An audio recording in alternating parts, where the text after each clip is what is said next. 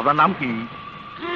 নাম না যাই নাকি আপনি আমারে আনছেন, বেশি কথা কিন্তু আমি পছন্দ করি না। আমার থাকার জায়গা হবে কোথায়? এই যে এই জায়গায় থাকবেন। গোপনীয়তা রাখতে হবে, কারণ আমি ফেরারি আসামি। আমার নামে মার্ডার কেস আছে অনেক। টাকা পয়সা কি দিবেন না দিবেন সেটা কোনো বিষয় না। আপনার কাজের কথা আমি শুনছি। এখানে থাকার আগে আমার কিছু শর্ত আছে। শর্ত মানলে কাজ হবে। শর্ত? 1 নাম্বার হইল কি? হাজিস, ওইটা দে।